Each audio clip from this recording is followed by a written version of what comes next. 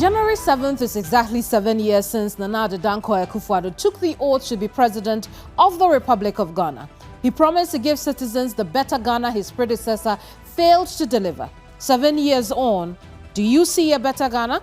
This day is just as important to the country as it is for the party on whose wings the president came to office. Events of the last few weeks, however, would seem as though those wings, now feeble, can no longer carry another candidate into office.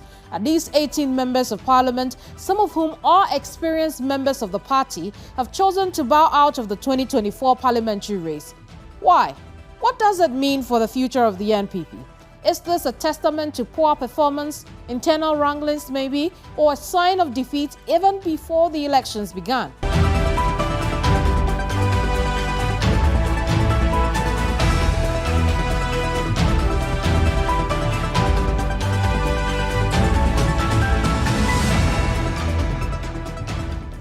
I am Kemini Amano, and in this edition, I sit with the man who has seen hell at the hands of his party. Yet his loyalty has never wavered. He's a civil engineer but has dedicated much of his life to the well-being of the NPP. From General Secretary and his suspension, he returned with a failed bid for the Flagbearer of the party. My guest on Hot Issues is politician and civil engineer Kwabena Adjei Agyapong. Thanks for sitting with us here on Hot Issues. I appreciate that, Kemi. 7 years of the NPP, 7 years of an Akufo-Addo administration. Have you delivered? Most importantly, I think that if you look at the record of this government, there are quite a number of things that you can speak to. Like what? Like infrastructure development. I am a civil engineer and I speak with a lot of experience regarding that. I don't think I've seen a government that has touched so many roads around the country all at the same time. In fact, I believe they've spread themselves too thin. So sometimes the impact is not felt in many areas. But it is an attempt at equitable distribution of the national cake to make sure that all parts of the country are touched. These are some of the very high points of the government. You look at the education facilities, for instance, the TVET schools. It's not only in Accra, it's been spread around. I think about 6 to 10 are nearing completion, and that's quite impressive. The bold attempt to have Agenda 111, I wasn't in favor of attempting to build 111 hospitals at the same time, especially when we are going through economic turmoil. So on the provision of infrastructure... But those hospitals are not there right now. A lot of them are nearing completion. I think about 30 or so are nearing completion around the country. Is really? There? Yes, I've been to quite a number of places. And I think for Mina, and I don't have the figures directly, but I can tell you there are a lot of them nearing completion, around the country. So I do think on that balance sheet, it looks good with the provision of infrastructure. But there are areas that we have struggled, and let's talk about those areas, because your critics will disagree. I think what is important for us as a country, I'm not going to reside in the past. Yeah, I'm an NPP person. I'm not going to reside in the past. What we believe and what I believe we need as a country is a new Ghanaian. Especially I spoke about a new dawn when I was running for presidential aspirant. And it's important that our development has to be anchored on public service. Our very understanding of what public service should mean to all of us Ghanaians, including you in the media, is very important. The lack of trust and belief in the governance architecture and the political parties, if you look at some of the surveys that have been conducted, there's a drain in confidence in that. And that is what worries me for the future generations.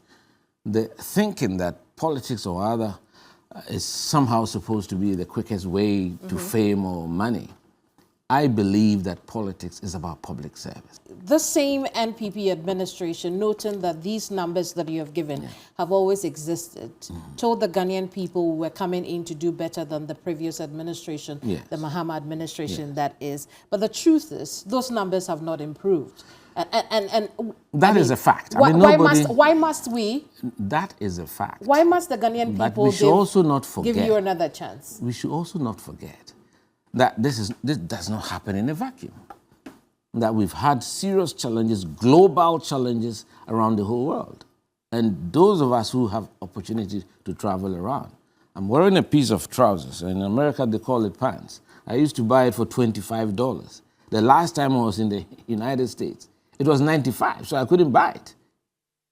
Inflation that was single digits. It must have been the store you went to.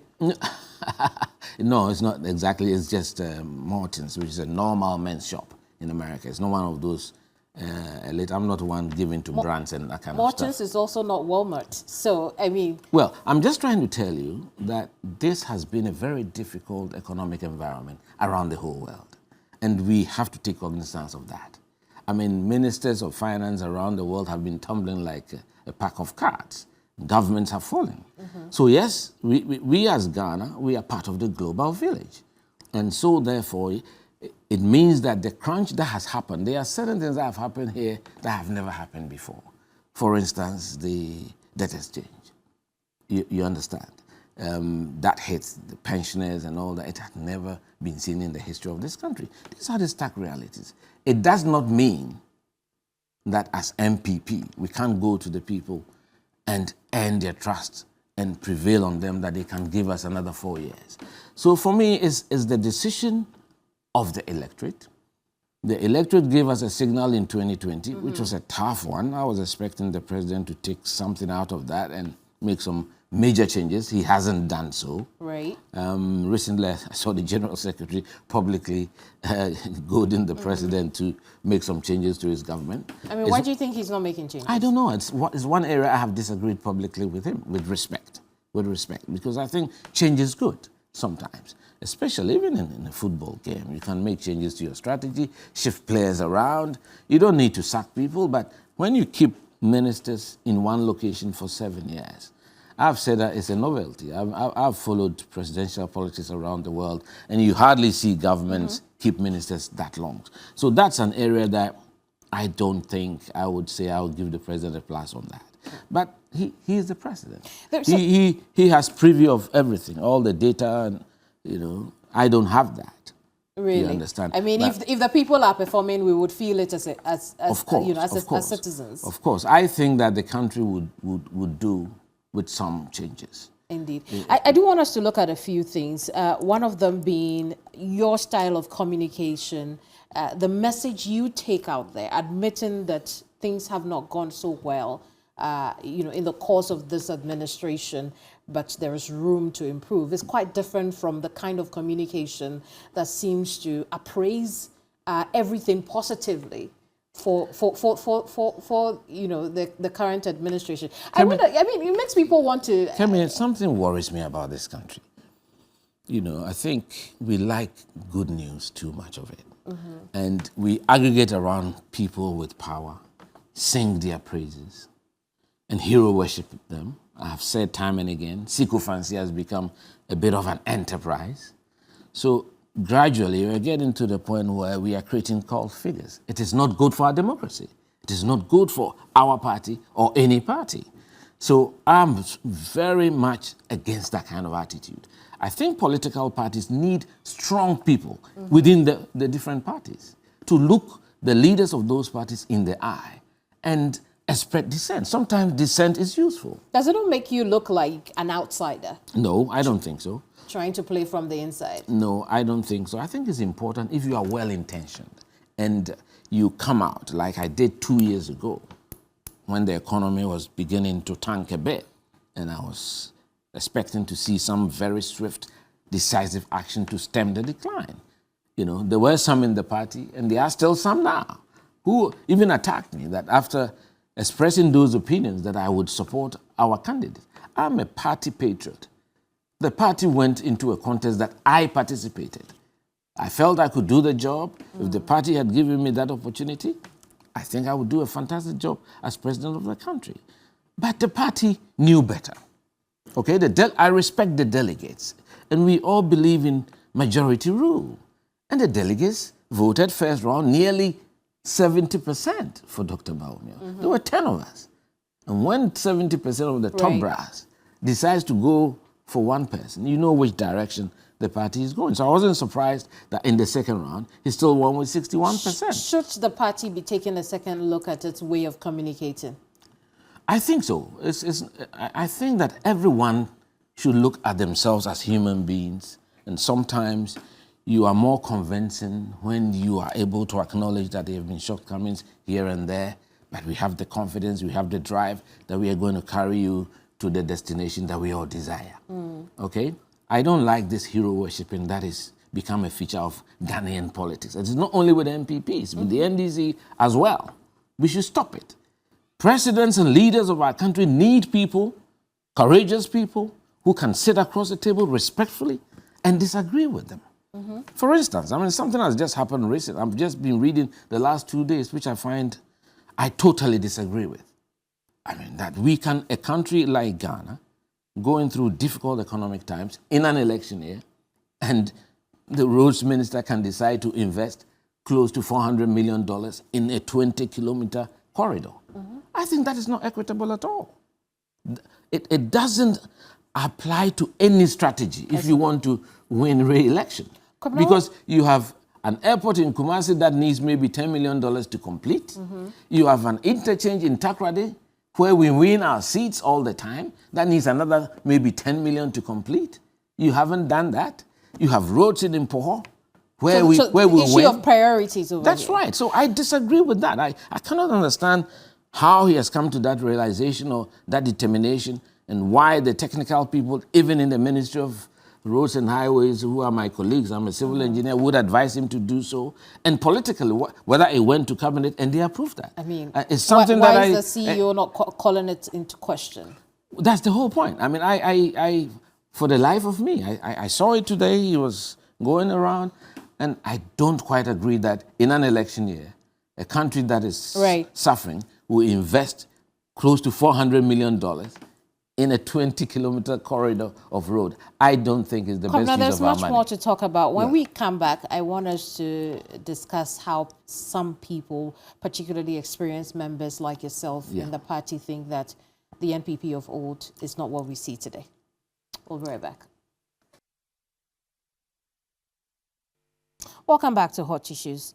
Kwabena, it would seem that, you know, based on what you have said, and as many have said here on this program, that the NPP of old is not the NPP we see today.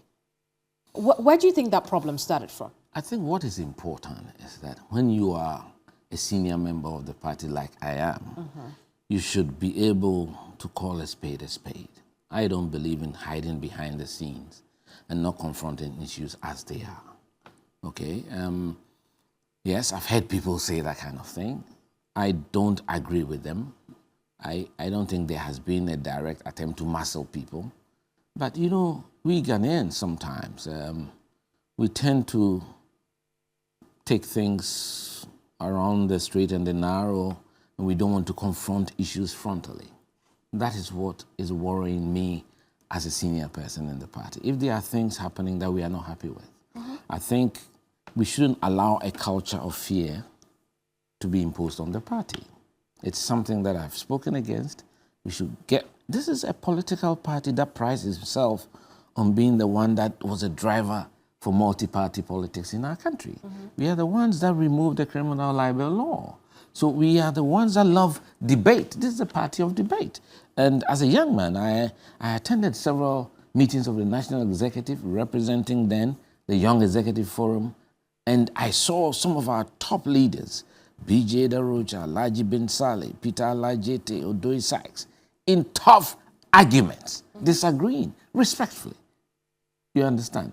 We cannot create a situation in this country where political parties, yes, we should respect our leaders who we elect, but there should be debate. And we should have leaders who should stand up and correct things when they are going wrong. I see. Because woe betide a political leader when you are surrounded by yes men. And that is something that we should all work against.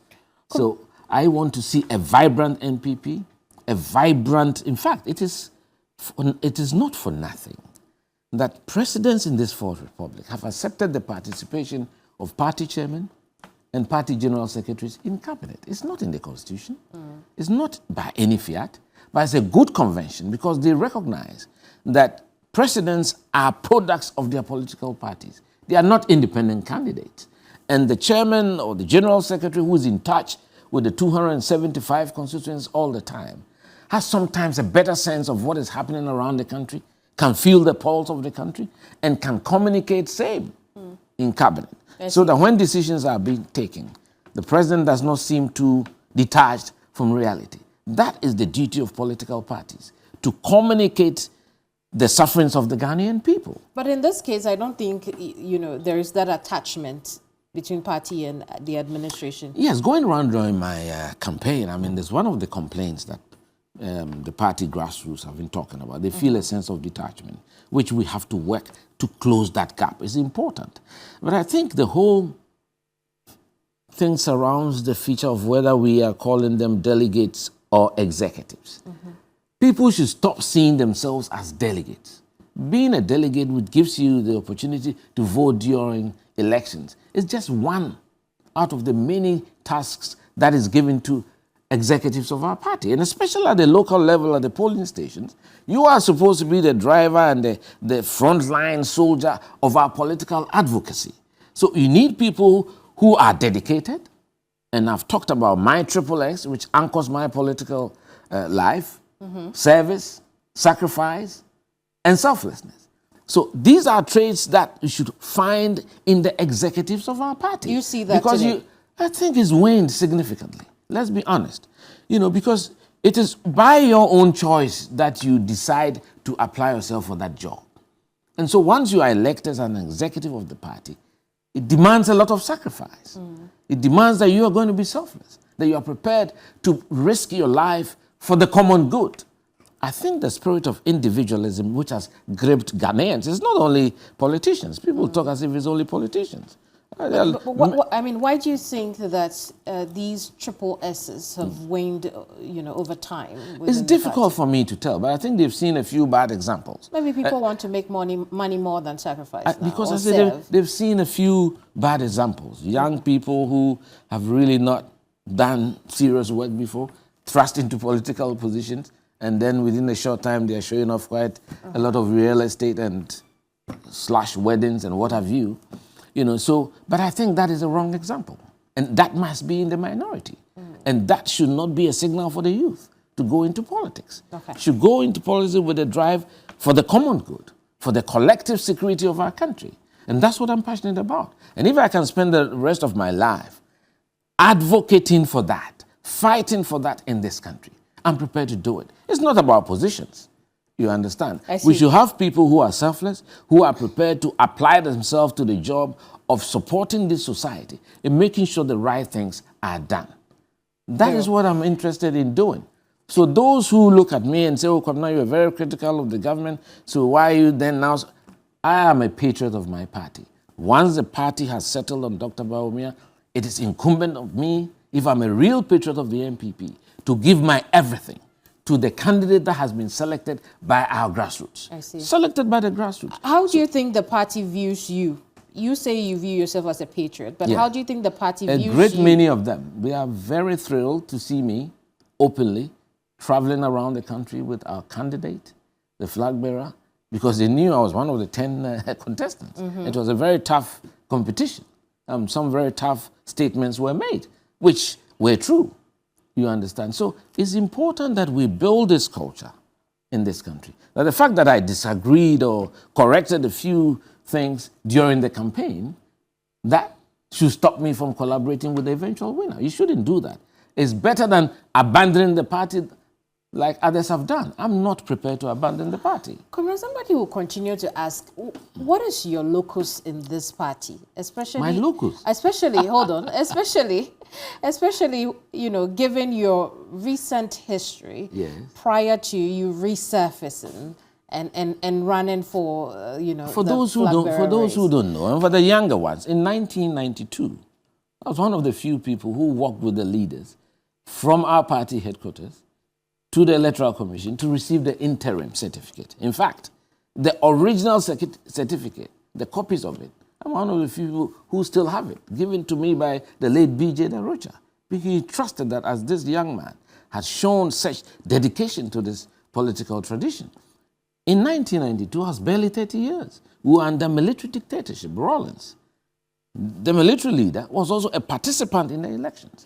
But I had the courage to sit on national television. In those days, there was no TV3. It was only GTV. So when you are on it, all the country is focusing on you. Doing party political broadcast, at the same time being a public service worker, a young engineer at Ghana Highway Authority. If you are not prepared to sacrifice, if you are not prepared to serve, if you are not prepared to risk even your professional development, you won't do that. So I'm someone who's given all my youth at the time, and went through and rose to become press secretary to President Kufuor for close to 6 years. So I've worked with Professor Dubois, with Mr. Kufuor, and in fact, in 1998, current President Kufuor, I was one of the leading lights of his campaign. When we were launching his campaign in Osu, the Presbyterian Church, Ebenezer Hall, I was the one who lifted his hand and declared him to be the next president of the Republic of Ghana. So talking about stake, I've had a stake, became general secretary in Tamale when I won massively. But of course, within 2 years, I had been orchestrated out of my position under a slew of concocted allegations which have never been proven to date. But for me, those things, I just put them behind me. God has blessed me with emotional strength and stability. So then for some people, they would ask, what is your place in the party today? Do you feel that... Let's start off with that. What's your place in the party today? As a former general secretary, I am a member of the National Council. I'm a member of the National Executive. So does the party see that? Of course. Does the party view you as an insider? Who are you referring to? Let's talk about the current crop of leadership. No. The party is all of us. There are millions of us. And all of us have equal stake. I don't buy this idea of who is the party? The party is everyone. All the grassroots. It's the collective summation of them that makes the MPP. And we are called New Patriotic Party. The patriotic in there is not for nothing. We've got to be able to put a hand on our chest and say we are nationalists. We're going to work for the development of our country, for the development of our people, not for ourselves. So again, let's clarify that point. If they were calling people right now for the NPP, would they call you? I don't understand. Get the questions right. I mean, if the NPP, as we know them now, the executives, what is important is right now. Would they mention Kwabena Agyapong? We've gone through. At least I was one of the 10 aspirants who had to pay $350,000 to file. So I've made a contribution to the party. And again, don't forget, even when I was on suspension in 2016, freshly on suspension, I supported over 100 constituencies with financial resources. And there are members of parliament today, ministers of state today, I supported to win their seats. 2020, I'm sure you were around the country when President Akufo-Addo invited me, called me personally, and said he wants to see me at the front of his campaign. I went with him around 275. If I was not someone whose political capital is worthy of being called, I don't think the sitting president will call on me to do so. And if I was someone that he didn't trust, could support his cause and do it well, I don't think he would do so. So for me, that is what is important as a servant of the party. You don't look, President Kufuor, it is who said, it's better to be a messenger of a ruling government than to be a general secretary in opposition. I see myself as a party servant. I thank God for what has become of my life. I've been press secretary to the president for close to 6. That's the rank of a minister. Given an order of Volta, officer category, in 2008 by President Kufuor in recognition of my dedicated service from 1991 when things were tough, when it was difficult to be identified as MPP. I'm going to come back to this, and then you know where I was going with that. That's right. But let's talk about something that you said. You said even within political parties, that's right, polarization is now at an all-time high, stridently yes, divisive. That's right. That was you during when you launched your campaign. When I launched my campaign. Absolutely. Yes. How polarized is the NPP right now? I think, look, when you are getting into any main election, and this is not the first time, in 1992, there were multiple candidates, in 96, 98. In fact, in 2007, I was one of the 17 famous aspirants, and I was the youngest at the time. I think this election this year was a bit more, I would say, because of the social media revolution and all the new things that have happened in the world, technological advancements. So it is a bit more tougher. you know, and people have their freedom to say certain things that they should not be saying. I mean, you go to certain platforms, downright insults, even up to today, you know, which I think should not be countenanced in our politics at all. Right. It's against the Ghanaian culture. But what I have been praying for and what I've been working for is that the elections is a process to elect a leader. Definitely, people will fall by the wayside.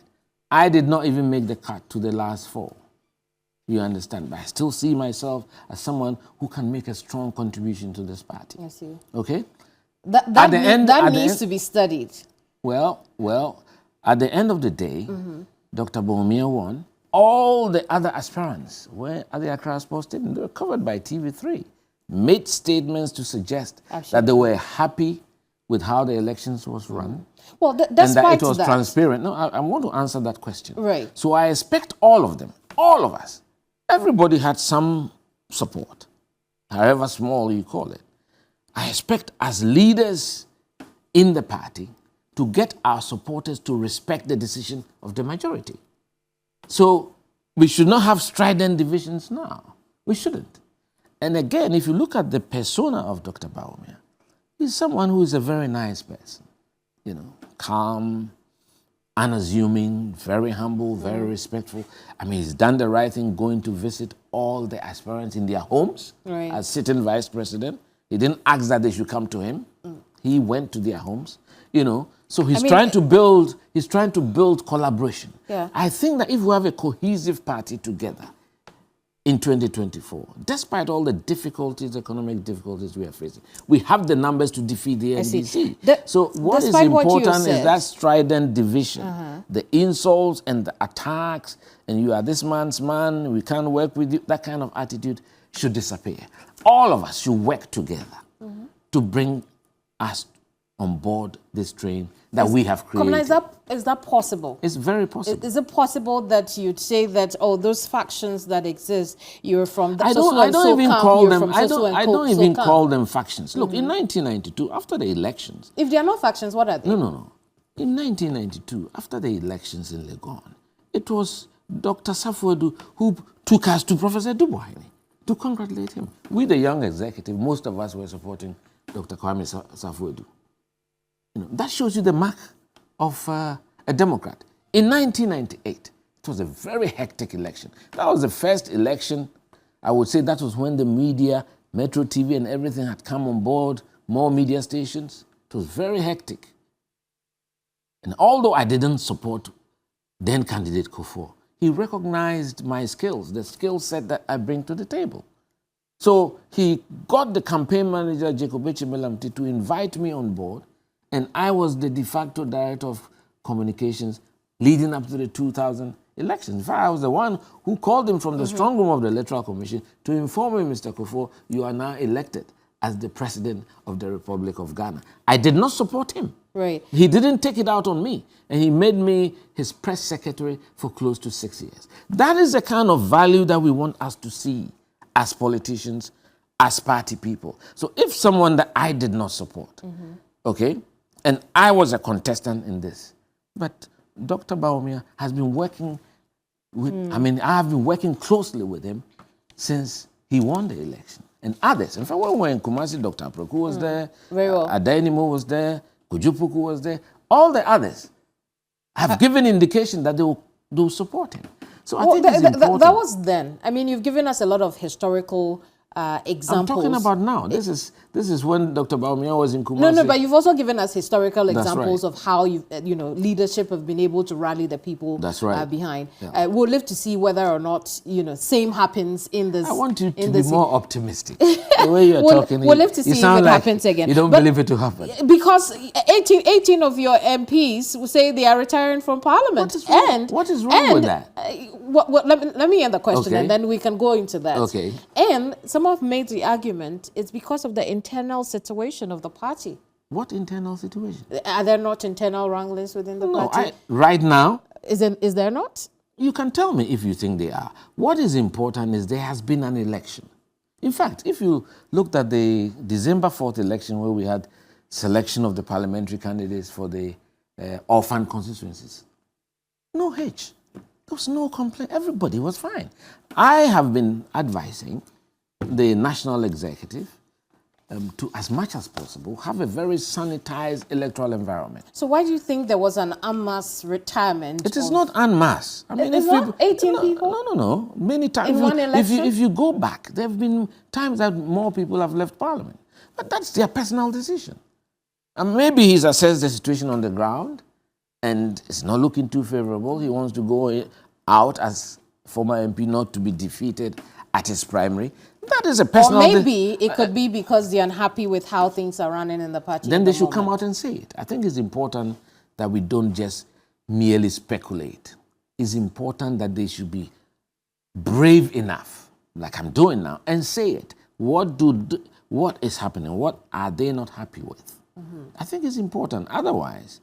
I mean, like they have mentioned that the party of old is not what they see right now and are not happy about it. They haven't said that is the reason they have retired, but it's easy to connect the dots. No, the party of old, because now we have all together monetized politics, not only in MPP. And that is a very sad story. I went around the country myself, okay? And of course, all I did was to support their transport. I think that if you go to a place like Ho, and people have come from Aflao and others have come from Sugakope, quite some distance. They may have come with their own cars, bought some fuel.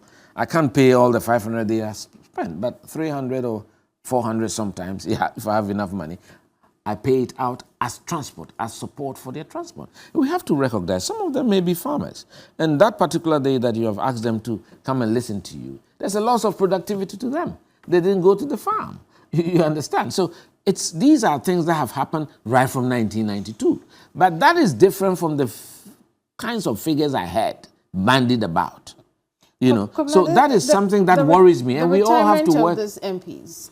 I don't make it a point. Well, from the 2024 election, they have chosen to bow out of the 2024 election. Yes, they have chosen not to stand. Right. So I don't think it's their retirement. They've chosen not to stand for elections again. And I think we are the same people who call people other MPs Mugabes of the parliament. And now when somebody decides that after 3-4 terms, I haven't looked at the list, frankly, because I don't think it's such a big issue. You don't? If you're losing the likes of Asaiche Mensah-Bonsu, Jose Wusu, Damboche, Samuel Atachian, it's not a big deal? I don't think so. Nobody. You don't think it would have an impact on the future of the NPP in Parliament? No, not at all. It shouldn't. It shouldn't at all. Otherwise, when we do so, then we are building. It shouldn't. We are building but calls. We are building cult personalities. I think as the party they've all played would significant roles in the past. They've all played significant roles in the past. Most of them have been ministers of state, and they are advancing in age. And some may have other challenges that they are not talking about. You understand? I see. Yes. So, but it surely would have an impact on the NPP. I think they have a young... The clout you bring to Parliament. Of course, they have a group of young people who are still in there, who are also deep in parliamentary practice. So I don't think we should suffer that much. Do you think the NPP could still have the numbers it has in Parliament now? If the elections were held now? The elections will not be held now. So I mean, even in 2024, these people... In December... No, hang on, Kwabena. Yes. In 2024, December... Yes. These people will not be on the ballot paper. Look, people... Do you think that the party could suffer some losses as a result of that? I don't think so. Based on a lot of research that has been made in the past and even currently, I vote for my colors. When I go to the polling station, I don't look at the face. I just look at in fact, the ballot papers... No. The ballot paper sometimes is so small. The old people in the village, they can't even see the faces and identify it. Sometimes the printing is not even clear. You look at your flag. So people vote primarily for their party. You know, it's only exceptional cases where there have been independents and it's a very localized problem that you have people really going through and deciding that they'll vote for Mr. A or Mr. B. If you look at the percentage of voters who do that, it's almost insignificant. So I am. There are those who think that the choices yeah. available now, those being vetted to replace some of these experienced hands that are leaving in the 2024 elections or after the 2024 elections, do not compare with what you're losing. That may be the case because of the experience that those who are leaving have, or the name they've created for themselves. But they also came in as first-timers. You understand? Some of them also came in as first-timers. And in fact, some of them came in as independents, like Joe Seusu. You understand? But he has been able to distinguish himself. And so now you see him. So how, but after 30 years of the parliament, the dynamics will look different now. It should. That is so the NPP would suffer some kind of a loss. Why are you talking about suffering? In Parliament. Look, there have been more changes as far as his clout is there have concerned. been more changes in the NDC. Wait. Look at their parliamentary lineup. Check with them. There are more places, more constituencies where they are fighting over the selection when some people have been forced to stand down and all that. You are not talking about that. Only the NPP. But anyway. You can't speak for the NDC. I'm not supposed to speak for you. Yes. You are the one. And that's why we are talking about the NPP. You are the one in the middle. So what is important is that no single individual is bigger than the party. And I think that goes for all political parties. The moment we think that individuals are bigger than political parties, we've lost the plot. And so we should encourage new people to get in there. Mm-hmm. They will come and cut their teeth. Give them another term or two. They will become experienced. And if they conduct themselves well, they would reach the levels that those you are talking about have reached. I see. Should this inform a strategy direction change or even tweaking the strategy direction of the NPP after, post this announcement? What I want to say is that I believe that the delegate system has been abused. It's been abused. We started from just 10 from each constituency. They were the elected executives, and we felt that because there were so few, it was liable to manipulation, financial manipulation. So we went to trade fair, I think 2009, and changed the constitution and said now 5 polling station executives. That brings you about 200,000 people. And even still, people are complaining that there's manipulation. Okay? I have always, from time immemorial, argued for all card-bearing members of good standing. One, it strengthens the party at the local level. If you're a card-bearing member of good standing in your constituency, it presupposes that you've paid your dues for the previous 2 years to your constituency. That's why I disagree with the National Party on the particular thing about the treasurer's thing about star 77, whatever it is, that everybody should pay their money into a central pool. I disagree with that because I think that political parties should be locally based, and all politics happens locally. And we have to strengthen our parties in the constituencies, not at the head office. So the money should go to the constituencies first, and maybe they can be directed to say, send 20% to the region and 20% to the national. But it should not be the reverse. I mean, we Methodists, we pay our dues or whatever we do at our society before it goes to the diocese and then head office. You understand? So I think that once we are able to change that, and I'll be fighting for this, I'll be advocating for one man, one vote in the future. And if you have 6 million people voting, I don't think anybody will attempt to influence them with money because you wouldn't have the wherewithal to be able to do so. One, it also strengthens the party at the local level. Everybody is interested in exercising his franchise. Right. And therefore, they will live up to their responsibility of paying their dues at the local level. And then the local party will be able to raise money so that when presidential aspirants or parliamentary aspirants want to go and meet them, they will have the financial wherewithal to organize a meeting, pay for their own venue, and invite you. Rather than the reverse, which is the case now, where we have to go in there, pay for the venue, pay for their transport, and it lends itself to those who have deep pockets. And it's not something that I think is the best for the growth of our democracy. So that's the kind of change I want to see going forward. Indeed. When we come back, we'll talk a bit more about the internal situation of the NPP, and then we'll also look at the presidential ticket coming into the 2024 elections. Don't go away.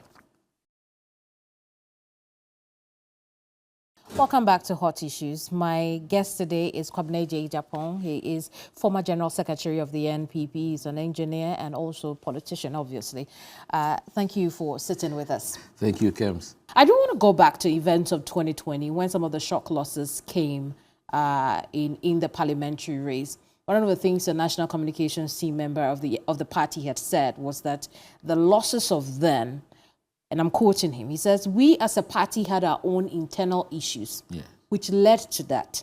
That is why that crop of national executives was all wiped out. I want us to focus first on those internal issues, which some would say have carried on up until now. I think it's important. But you have been in denial of those internal issues. No, I've not been in denial. What I've said is that my advice to this crop of national executives, even before the presidential primaries, because I've superintended primaries before, in 2014 as General Secretary, and superintended the parliamentary elections in 2015 as General Secretary. It's not for nothing that we won 169 at the time. If you detach yourself from it and allow the delegates to choose who they want to represent them in Parliament, you are more likely to get a cohesive unit in each of the 275 constituencies. I think any time that we've tried to manipulate to say, protect this candidate A, do this, disqualify that, that is when we have lost out. And those are the issues that exist now. Oh, so far I haven't heard that. Oh, you must have heard during the race of the top 5, how they felt that the playing field wasn't level for everybody. They thought that there was an establishment candidate. Of course, that is an establishment candidate, or the candidate that is perceived to be having the support of the Jubilee House. As a result, everybody is whipped in line to support that candidate. Well, I said that nobody's thumb was forced to vote the way you voted. At the end of the day, look, I believe that people had their free will to vote. I did not like it when chief executive officers of state organizations left their jobs and followed one candidate. I didn't like it, and I still don't like it. It's something that we should not do. It goes against the tenets of corporate governance. Now, when you become a chief executive of a public institution, you are an article for all of us, even including the NDC. So it is not your cup of tea to be doing partisan politics. So I took a few swipes of some of my friends who were CEOs. But that must not be the only internal issue the NPP is grappling with, is it? Look, what is important is right now, I haven't heard that some hands are being twisted. Okay. I haven't heard so far. I mean, the election is on 20. I think the vetting ends today or tomorrow. The parliamentary election primaries is on the 27th of January. Yeah, the vetting process is, I think, ongoing as we speak. And I know of some petitions and all that. Some parliamentarians, they just hate competition. Anytime they are being contested, they want to raise as many issues as possible. Meanwhile, you parliamentarian, you defeated somebody to occupy the position that you occupy. It should be. What do you say to critics who think that the NPP is undoing itself, perhaps even crumbling, and it's in denial of that? It's looking on. No. It's not true. I think that we are over-exaggerating. But are you undoing yourself? Is the NPP undoing itself? Why do you think we are undoing ourselves? We are not. We shouldn't be. Well, if you lost a key member of your party this last year in 2023, truly unfortunate. And a few people have followed him. The question is, you have a few of your experienced hands also going out. They say they do not want to be part of the 2024 elections. I think you do not know why. I think you are getting it wrong. No, we are putting those issues together. I'm trying to tell you what it is. Our party has a constitution. All of us, 10 of us, we signed an undertaking that we will accept the result. I signed. Alan Shematin signed, Dr. Baum, everybody signed. It's in that booklet that we presented when we were filing nominations. I do not want to believe that we don't believe in what we sign. Well, we should believe in what we sign. So I think it's important that burden is not on the NPP. But when you put all those issues together... Please. If people decide to, by their actions, to forfeit their membership, that is not the NPP driving people out. The MPP has not dismissed anybody. There are always push and pull factors. You are not admitting to the push factors. Which are the push factors? Tell me. I was a participant in that election, so I know what happened. And I complained about things that I had to complain.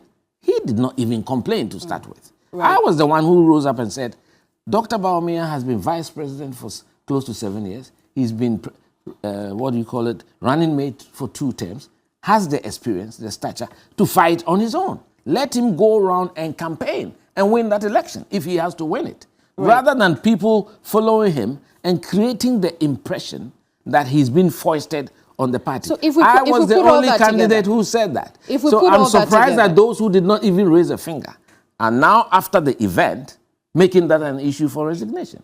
That is not right. People should respect their own signatures. You should have values. You should have principles.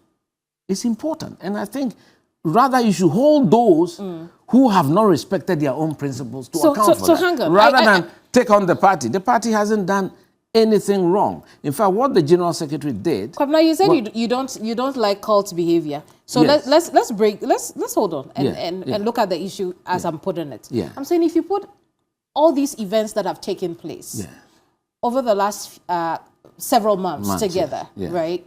What does it look like? Does it not look like an undoing of the party? Because there are even those who have said they are resigned in their hearts because of happenings within the party. Look, in party politics... And it has nothing to do with the elections. In party politics, we all go into battles. I think all of us should be emotionally prepared for either outcome.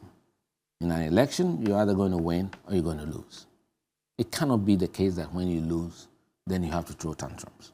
Unless there are really cogent factors that you can lay on the table, which I haven't seen because I was a competitor. I'm not talking like somebody who was not there. If I had seen anything wrong, I would have said it.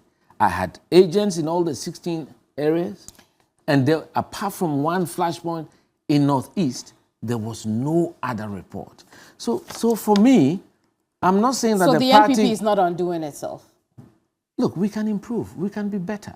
Our language, the way we respond to one another, the way we love one another. I even cautioned Dr. Bawumia and his supporters after his victory not to over-celebrate. Right. Because when after the battle, people get bruised, and we need everybody back on board. So we don't have to rub it in. Very well. I want to talk about the Bawumia flag. It's not a ticket yet because he needs to announce his running mate. Yes. Are you, do you want to be running mate? What is important is that is the prerogative of the Flagbearer. Oh, but well, it's also your prerogative to say I want to, but I mean he takes the final decision. That's right. So let's allow him. Is it your desire? Let's leave him the latitude. I don't see there's a grand circus ongoing, as if people are campaigning and getting people in the media to do stories. It's unnecessary. I have said that all the times that running mates have been elected, it's the most unlikely ones who have been chosen. We saw it with Roland Alassane in 1992. And you know, in this case, you could be the unlikely one as well. I don't want to discuss that. I think what is important... And we have seen you a lot with the vice president. That does not and you have also told us you're moving around with him. That does not suggest anything. I'm doing my work as a party servant. It could be that you're lobbying for running mate. He's alive. We've never discussed it. Never. He's alive. I'm sure he'll be watching this program. I see. We've never discussed it. You know, we discuss strategy. How do we get the country back on side? How do we earn their respect and love? How do we reposition our things? How do we reorient things? How do we, energize the base of our party? Because I know that if the base of the party is happy, energized, and cohesive, in spite of all the problems, the chances are that we beat NDC. You understand? So those are the things that are agitating my thinking. I see. Not becoming Flagbearer. I'm someone who is not... Well, running mate, not Flagbearer. I'm not one who is worried about positions. Look, in 2020, I went with the president around the whole country. Everybody thought I was going to be minister this, minister that. There were so many. I didn't really worry about that. I didn't really care about that. Did you have to explain some of the things that you said? That what? When you launched your campaign, did you have to talk about those things with the vice president? No, he heard me, and I was telling the truth. And he knows in politics, punches have to be thrown. He threw a few punches, I threw a few. It doesn't mean we should not work together. And everything I said was in response to, say, maybe the media asking me a question. And then those punches have never come up for discussion. No, because there were no malintentions. You know, if I correct a historical wrong or an impression being created, I mean, the fact of the matter is I'm just stating the facts. And he knows that I was stating the facts. The NPP's Flagbearer got an extension to announce who his running mate would be. That's right. We're now looking at up to the end of the first quarter of this year. Is that not a little too late in the race? I think that right now the party is focused on the parliamentary elections. So we want to do our best to have a very cool, calm parliamentary election. So when the selection process is over on the 27th, and I hope there are no after effects, you know, so that like what we saw during the ones for the orphan constituencies, I'm sure that within a week or two, maybe an announcement will be made. I'm sure, because look, he needs to be on the ground running. It's going to be a tough election. Anybody who says it's not going to be tough doesn't know what the ground is. It's going to be tough. He needs to reach out to our party people first and then reach out to the country. And I think he's got the disposition. Kwabena, can the NPP break the 8? I've never used the word break the 8. I don't like slogans. I don't like sloganeering. I believe in hard work. It's been an elusive third successive victory that any party has been able to achieve. But I think with hard work, and this is a very, I would say, a historic candidate, because we've never had a candidate from the North before as flag bearer, and the NDC had always been using that as a tag. Do you think that, do you see the hard work? It's time to start now. That's why I say I want to see that after the parliamentary primaries, and I think he's preparing that. He's in the throes of preparing that. He gets his team together, and all of us, patriots, real patriots of the party, then have to put aside all differences, whether you supported Mr. A or Mr. B, right? You know, and support the candidate. That's the choice of the party, and that for me is what I'm interested in. I'm a patriot of this party. I can put my hand on my chest. And you have also shown your loyalty in our conversation to Dr. Mahamudu Bawumia. You've said that, you know, he deserves to go for. I think he deserves to be president. No, hang on. Hang on. The question is coming. Hang on. So, what we have heard in a recent survey is the fact that the NDC's candidate, John Dramani Mahama, leads Dr. Bawumia a lot in the elections. Who conducted the survey? Global Info Analytics conducted the survey. On the November 29th release, the former president at 73%. 73%. In this country? In this country. Yeah, that's a joke. Really? That's a complete joke. Okay. Even Rawlings holding our hands behind us, not opening the register in 1992. Or based on their sample. Which sample?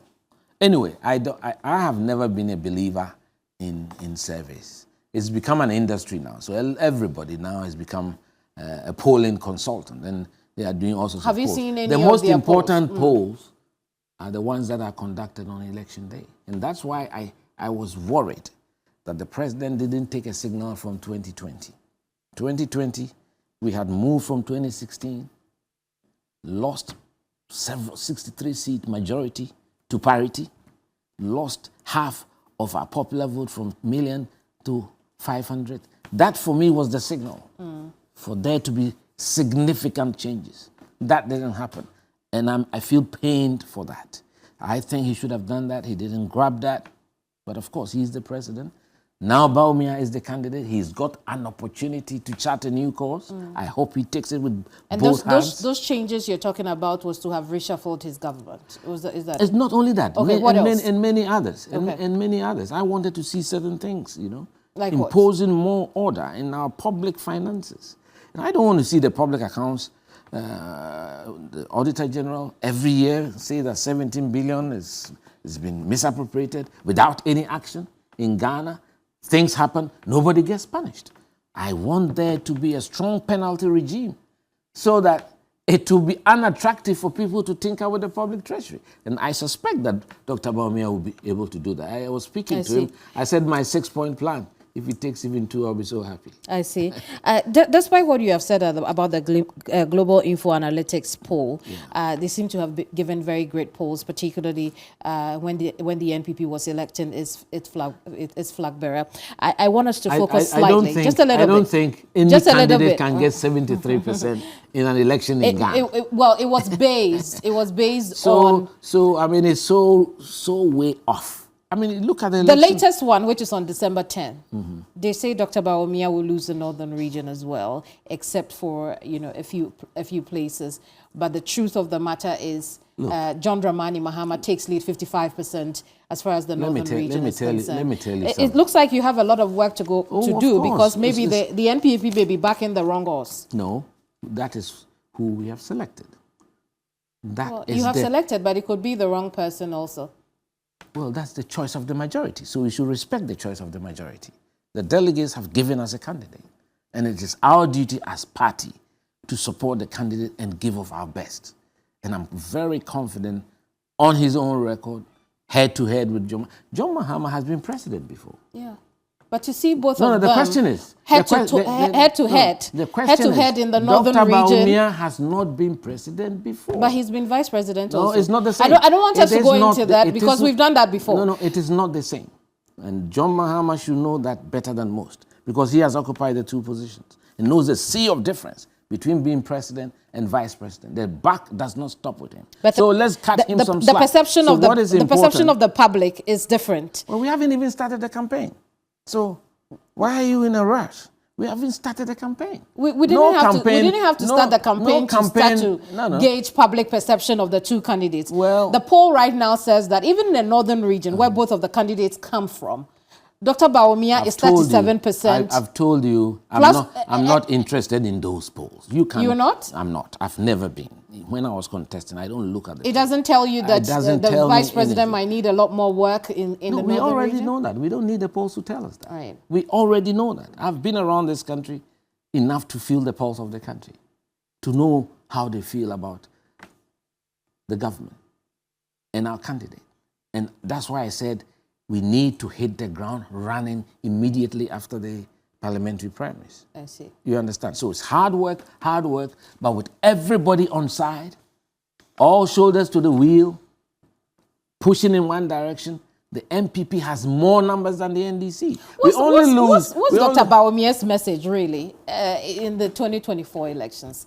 Because, I don't know, 24-hour economy seems to have taken lead of everything else. 24-hour economy? Yes, they haven't even thought through it because any questions they've asked, they don't even understand what the 24-hour Dr. Bawumia is playing catch-up right now, is he not? He's not playing catch-up. He's been very clear that he wants to transform this country in a technological advanced way.